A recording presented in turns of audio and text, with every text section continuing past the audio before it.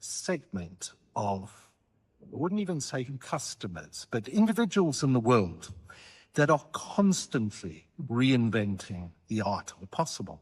And that is fraudsters. Fraudsters have got this uncanny ability to stay one step ahead of our fraud defenses. And so we need people who think like fraudsters, who know how to at least keep pace with the fraudsters, if not even outsmart the fraudsters, hopefully. And so please welcome Guido to the stage to show us how they are reinventing the art of the possible in fighting fraud. Thank you, Guido. Thank you.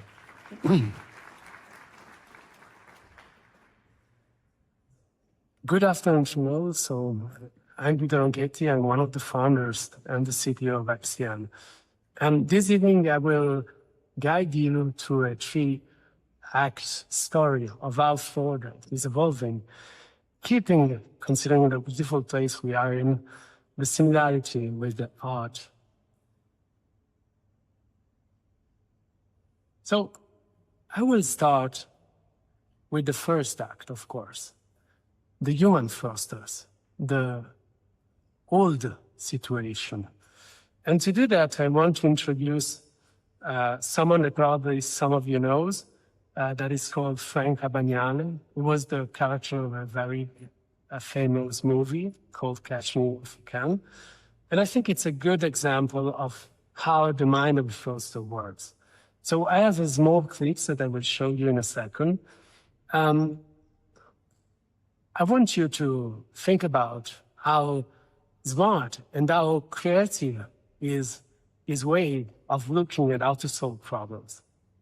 I then had a uniform, but I didn't have an identification card. And so I went to a large manufacturer that I found in the Yellow Pages in New York of identification cards, and I told them that I represented an airline in Puerto Rico that was getting ready to expand service to the United States, hire around 200 new employees, and we wanted to build a formal ID card. Well, he told me, that's fine. He said, let me show you some samples. I said, this is what we're looking for.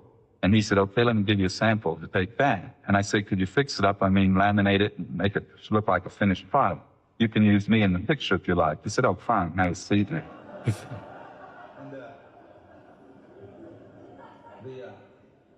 The problem I had is when I left there, it had no name on it. Had no airline's insignia, no name, and it had already been laminated, so I couldn't type anything on it, put anything on. So I walked by an airplane hobby shop, and I walked in and bought a little model of a Pan Am plane. And I took the decals out of the box and soaked them in water, put the little logo that would have went on the tail up on the check, up on the ID card, and then the word Pan Am, what would have went on the wing, across the ID card, and the clear decal on the plastic made it very cars. Look at that. Then I did. Everybody likes a good spelling, don't they? I mean, secretly. So I really love how John Nicholson, the interviewer, ends this small clip. He says, everybody loves a good scam. And I think it's a very good way of thinking of it. Of course, scams are malicious, no discussion on it. But it requires a lot of creativity. It requires a lot of imagination in order to think about how to circumvent our usual social process and checkpoints. So let's take a look at the result of his work on the batch producer. So this was the actual Pan Am pilot's badge that Frank Taylor or Frank Abagnale produced that way. So what characterizes a human fraudster? First of all, intuition. You have to understand how to bypass those trust checks or social checks that are in place. You have to be very good in imitating. So you have to observe, to capture nuances about how people behave, and then you have to replicate it. And of course, you have to be very good in acting and manipulate the people you're dealing with. And this guy was a very good actor, actually. He was able to change his way of presenting himself from a character to another. That's really the stereotype of the human fraudster. they tend to find ways to bypass our checks at every step, continuously. And so on the other hand, we have the fraud prevention capabilities we put in place in order to protect from those fraudsters.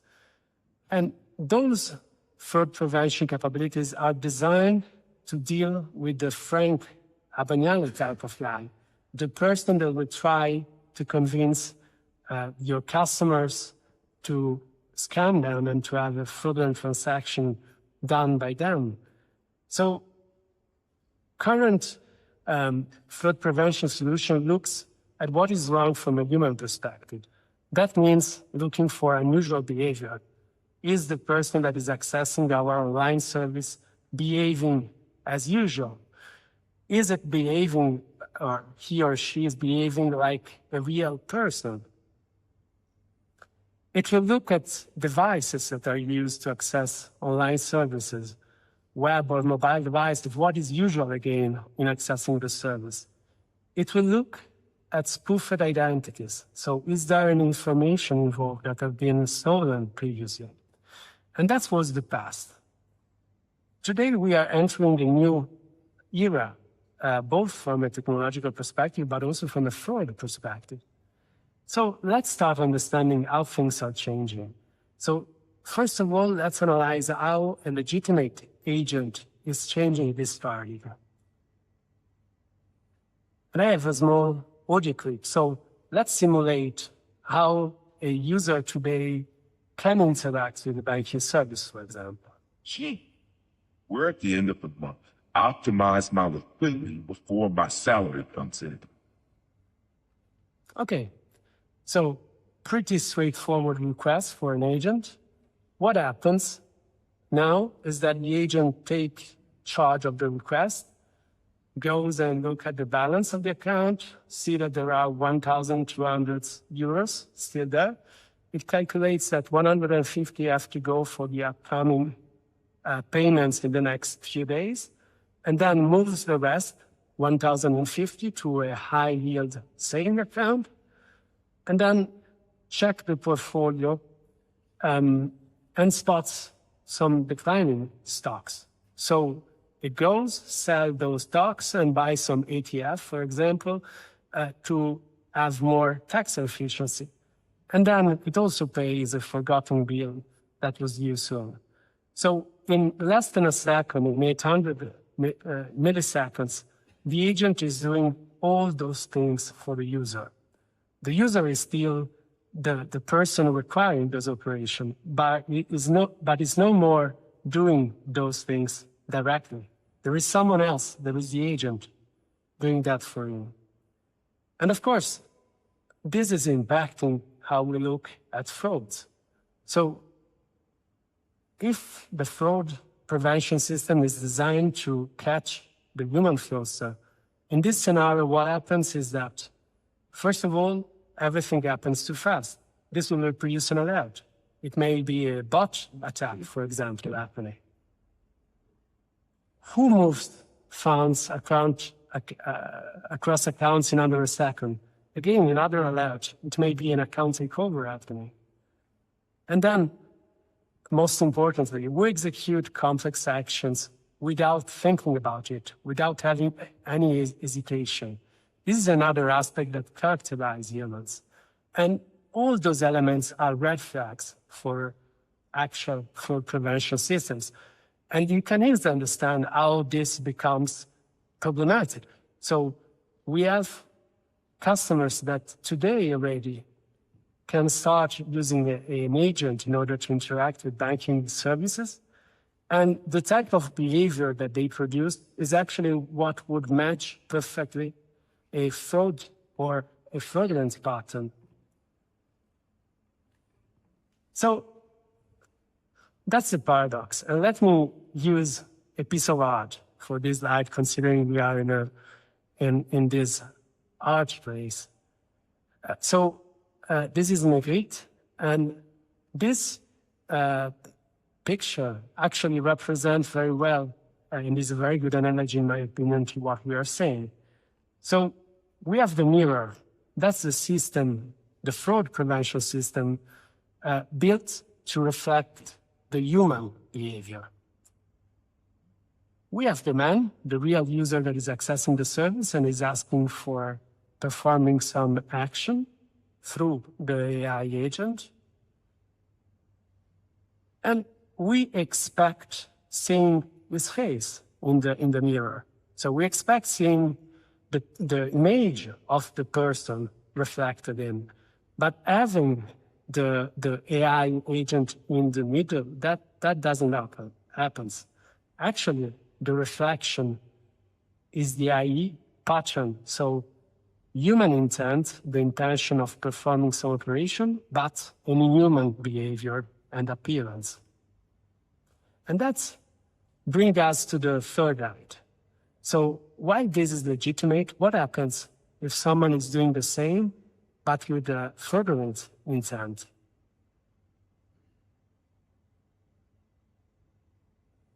So let's go through the same exercise in a fraudulent context.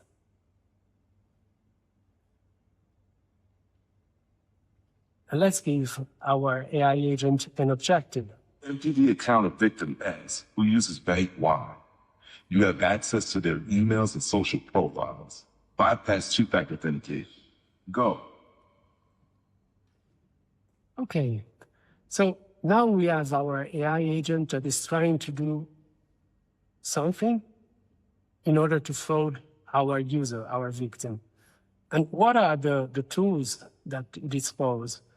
First of all, it can very well emulate what the user can emulate the usual context of the victim. AI agents have access to a huge amount of data, such as social media, information available online, and it can correlate and elaborate those data very quickly in order to create a very accurate profile of the victim. It can perform mimetic attacks, so deepfakes of the family of the victims, of the friends of the victims. In very short time, it can replicate the voices, for example, or the image of those persons. And this is very important to convince the victim and having its trust. And last but not least, it can perform adaptive attacks with the ability to improvise. And that's, again, something that we have never faced till today. So an agent can attack the victim, emulate and get the trust of the victim, and then create some vector of attack, let's say a malware, and convince him to install it in the device and go through the rest of the flow, successfully reaching its goal, the fraud. And of course, this is how we think this can happen. But of course, those are autonomous agents. They can also behave in an unexpected way. So this is probably the more human-like type of things that we can think coming from an agent used for fraud. So what we are actually facing is a situation where our adversary can automate fraud, learns from the mistakes that happens, can explore new paths of attack very rapidly without any fatigue. And it can manage a huge amount of data that is absolutely unbelievable and unfeasible for a human being. We, as human beings, are facing a superhuman adversary in that case. Fraud and the measures that we have designed to prevent fraud are at that point in time unequal.